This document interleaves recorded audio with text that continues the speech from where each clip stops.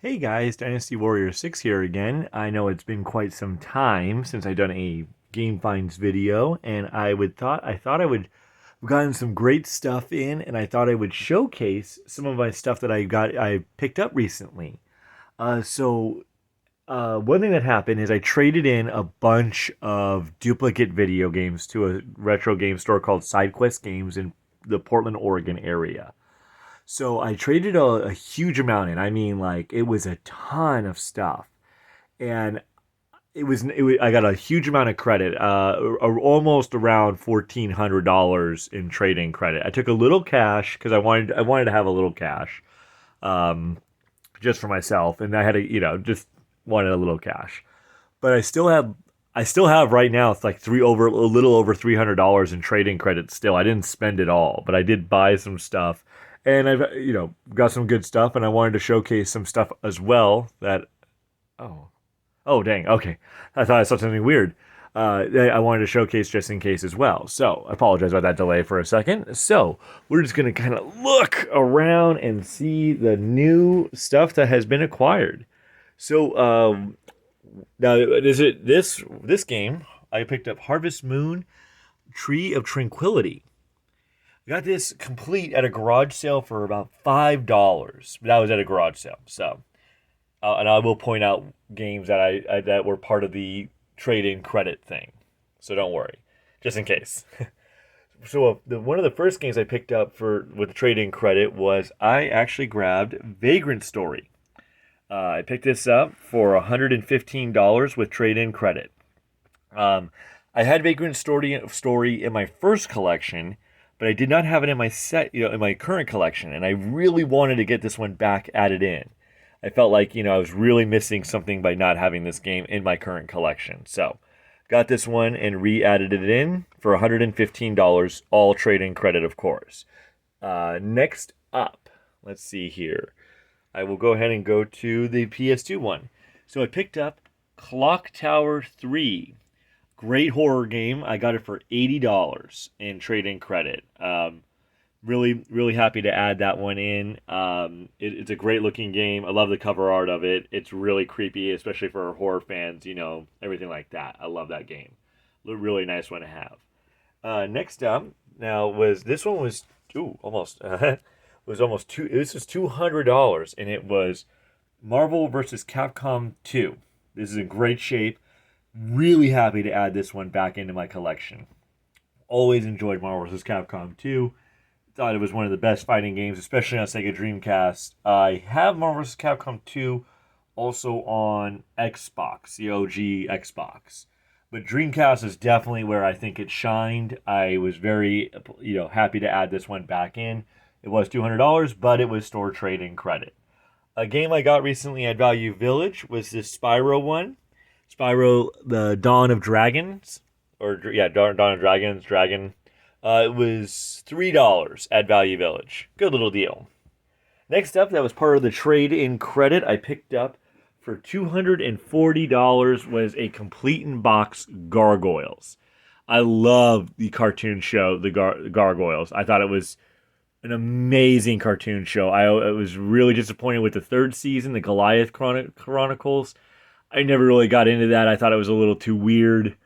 It had an interesting start, and then I kind of just fell off very quickly. But I picked this up for $240. I've always wanted to have this game in my collection. I've seen it at Portland Retro. I've seen it at other game conventions. It's always been very expensive, so I'm very happy to add this into the collection because I never owned it, but I've always wanted it. Now I got it. And I will be trying to. I'm going to play that one. I'm really looking forward to playing it. So next up, now there's been some shuffling. So I bought recently some statues for The Witcher, and I put the Witcher books up there. Kind of just have a Witcher section on that floating shelf. So it's kind of really cool. So there's been some shuffling around of games. Moved one game out of here, and I recently picked up Gemfire with the trade-in credit. That was $160 complete in box. It's in great shape, and it goes with the Koei games. Trying to get all the really kind of the weird oddball Koei games complete in box. So I've got Brandish and Uncharted Waters, New Horizons, and now Gemfire all complete in box. Very happy to put that one up with the other really kind of rare games. So next up, as we move over, I picked up and Gemfire I said was 160, so I picked up Mortal Kombat 2. Now this one was only 80, and it's in great shape for $80 and complete in box. I was really happy to add this one in. I had the loose cart. I have a loose cart now, so I'm going to be trading that in. Eventually, I'm just going to add it to a little pile and start working on that, kind of rebuilding my trade-in pile. Because I want to do trade-ins where I have like 100 or 200 games. That way it's really worth it, not just like, oh, here's 10 games and I got $50 in credit. Oh, okay, great. So I want to make sure I get a huge amount of credit. So they didn't, excuse me, they didn't take all the games that I wanted, or that I had. I think that was pretty much it on the major stuff that I got. So I went to another store and traded in some of the remaining stuff, and they gave me like $35, $40 in trade-in credit. And so I picked up, with a little cash, I picked up Wizardry 5 for $45. It was a good little addition. I thought it looked really cool. It's made by Capcom, and I thought it had a really cool look. And I thought, you know what? That's kind of badass. I want to get that. It looks really. It's not. It's a different complete in box Super Nintendo's game. So this shelf now is really starting to fill up. I moved Super Mario Kart off the upper shelf over here because of Gemfire, and I put it underneath. And I moved F-Zero because F-Zero was right underneath Mortal Kombat. So I put the two racing games next to each other. That way it kind of matches, and the Mortal Kombats are together, and the Gemfire, and they're near each other with the Koei games. So, yeah, that was a good pickup. That was basically all my pickups right there. I have also, of course, I have more over here of SNES games. As soon as this shelf is done, this shelf that has all the handhelds right now that are on stands that I got from Rose Colored Gaming, they're going to move somewhere else. I have a few spots in mind, and I'm going to start filling this shelf up with like double stacks of complete in box Super Nintendo games. So this area right here that way we'll fill up the wall a little bit, because I got some emptiness right there, and I like to get that filled up. I want to have SNES games here and SNES games there, all complete in box. One thing I did get recently, I did get the collector's edition of Tears of the Kingdom. I left mine factory sealed. I have a smaller, just regular size Tears of the Kingdom that I opened and played the game on. So I left my collector's edition factory sealed. So this is a factory sealed Tears of the Kingdom. I also picked up, just because I love Lord of the Rings, I picked up the dual deck set for $23 at a GameStop. So I got the Magic the Gathering, the Lord of the Rings, and I really enjoy that look, that set. I did pick up this new piece of artwork right here, this Legend of Zelda Ocarina of Time. Ironically enough, I did get this at a GameStop, and it was like $20. And it kind of goes with the flow of those two right there, and I love Legend of Zelda, especially Ocarina of Time. Arguably one of the greatest Legend of Zelda games out there. Easily top 5, one of the greatest, I would say. I don't know, what number 1 would be. Leave that up to the debate. But yeah, and then, I did pick up the Legend of Zelda Switch OLED. I left it factory sealed for now. I'm still playing on my regular Switch. My regular Switch is hooked up to my TV, so I typically play that on that. So yeah, that is it. So that is most of my pickups that I've gotten in recent memory that I can kind of rightly recall. I really am glad I got Vagrant Story again. I'm very pleasant. I'm happy with it. Everything else is going good with the collection. It's really just growing slowly but surely. I did pick up these two recently. One from a fellow collector and one from I think a store. I think I got this one at a store for like $20. It was a really good deal. They had like a couple copies. They were just looking to get rid of it because not a lot of people are buying them. And I picked up the second one from a fellow collector for like $30. He was just looking to get rid of it too. He needed money and he was looking to make a quick buck, and he cut me a really good deal because he knew I wanted it, and it was the last Monster Rancher I needed, because I have Monster Rancher 1 and 2 over there, and I have Monster Rancher, sorry about the fuzziness, guys. I had the Battle Card and the Hop About. So I have all the Monster Ranchers on PS1. So PS1 collection has, really grown. Super Nintendo collection has really grown. The Wii collection has grown a little bit. PS2, of course, Clock Tower 3 was the big purchase. So I've slowly but surely been adding in and just kind of really focusing on decorating the game room out there and in my game, kind of like my pseudo game room in here. Just making sure it looks, really good and up to snuff. And I'm really enjoying everything, the look of everything. I really want to make sure, when I come home and I'm able to look at my kind of like my game collection and my kingdom of game, my kingdom of game collecting.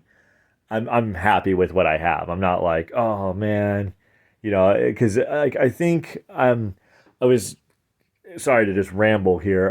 I'm like, in my opinion, I think I'm only 10 games away of PS1 to basically being done with PS1. There's only like 10 more games I kind of want that I know of. I want Tomba 2. I want Lunar 1 and 2, the big box guys like the Arc the Lad. I want the Lunar 1 and 2. I want the Resident Evil Director's Cut Black Label. I want Resident Evil Long Box. Um, and gosh, I know there's a few others, but there's nothing super major that I really like. Some of them are expensive. Yes, I'm not gonna pretend they're not. Like the Lunars are climbing. They're pretty expensive, but like other games like the Tomba, everything is expensive. Tomba 2, the Resident Evils, yeah, all that is gonna run me a pretty penny. But once I've got most of them, then I'm gonna be pretty much done. I've got the Alundras, I've got all the Crash Bandicoots, I've got all the Siphon Filters, all the Tomb Raiders, all the Twisted Metals, all the Spyros. I've got all the ones that I want. Dino Crisis is Diablo.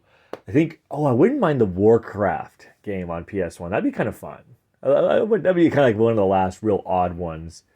And then, of course, if I were to get it, I love to get Misadventures of Tron Bond. But the problem with Misadventures is it's so expensive, and I really just can't justify dropping $1,000 on one game just to have a crown jewel like that. Like I could spend $1,000 hypothetically and get a bunch of different jewels of different consoles, like I just did with the Gemfire and stuff like the Gemfires and I couldn't do that. I couldn't just justify that.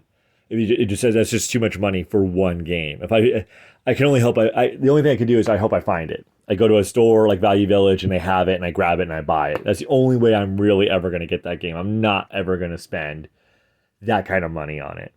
In my opinion, it's ridiculous if you drop like over $1,000. If you're dropping $1,000 on a game, I can understand $100, $200, maybe 3 or 4, depending. But when you're talking like 1,000, it's like, oh my gosh, that's astronomical to me. That's just like, that blows my mind. I couldn't justify that to myself. Like talking to somebody like, yeah, I dropped 1,000 on it. Like, what? Are you like, now with the trading credit? If hypothetically the store had Misadventures of Tron Bond, I'd think about it. I would, but there's just so many times I could buy so much other stuff that like I'd rather get the other stuff than just get this insanely expensive ultra rare game. I'd rather get a bunch of rare games or super rare games, and really add into my collection and really build my collection, make my collection that next level. Like I said, if I got it, I had to get it at a thrift store or a Goodwill or something. I had to, or wrangle. I talk to a guy and he and I come to an agreement where I make like hypothetically payments for it and I put it on like a sort of pseudo layaway, and I like every month I'm doing like $100 to him until I can purchase it. But even then, I was like, that's $100 I could throw towards other games. I could get like the 10 games I want on PS1. So, anyways, guys, I've rambled enough about that.